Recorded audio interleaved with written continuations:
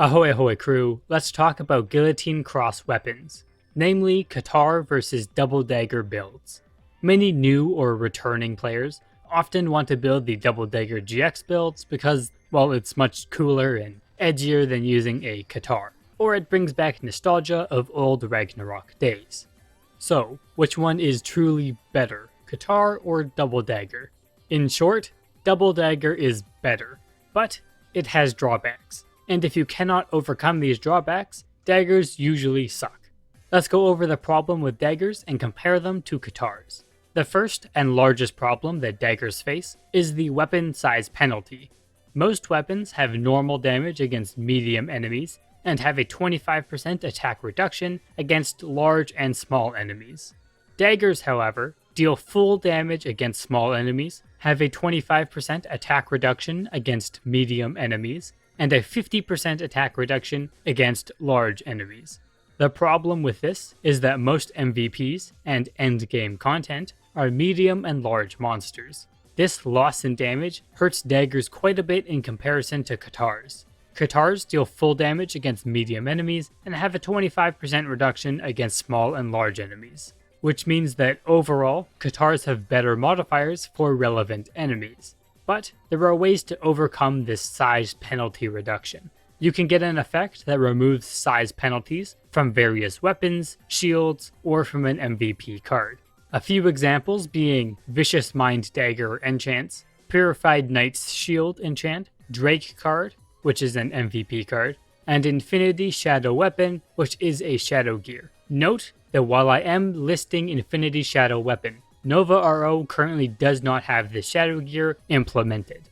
Another option is to have a mechanic in your party that can cast Weapon Perfection. This gives you no size penalty for 50 seconds.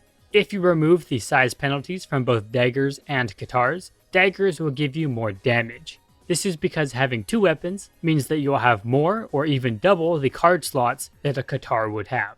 The other issue with daggers versus Katars is critical rate. Now, for auto-attacking, there is no issue here. It's easy to reach enough critical rate either way.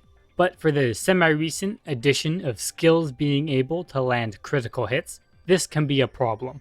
Since these skills require double the critical rate a normal attack would need, meaning a minimum of 200 critical rate is needed, plus an additional 0.2 critical rate for every luck the target has. But if this is a problem, then what is the difference between Katars and daggers? Katars have a special bonus that grants you double critical rate. Basically, Katars cancel out this double critical rate requirement with their natural bonus. This makes Katars much better to start off with, as it takes up less resources and equipment slots to achieve 100% critical chance. Another note with getting 200 plus critical rate with daggers is in most cases you will need to rely on either MVP cards or party member buffs to reach a reliable amount without sacrificing too much damage from other gears and cards. The third and kind of a problem is attack speed. This isn't really a problem so much as just something to keep in mind if you need to reach max attack speed, since double daggers have higher attack speed penalties than Katars.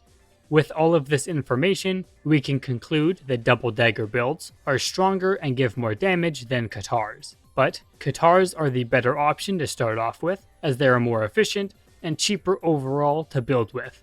So, Katar to start your build. Then, once you've reached endgame with your gears, and can get access to either an MVP card, or have a party to support you, you can start transitioning into using double daggers. That's all I've got on Katars versus Double Daggers. If this video helped you or you enjoyed it, subscribe to the channel, share this video with friends, and I'll see you in the next video.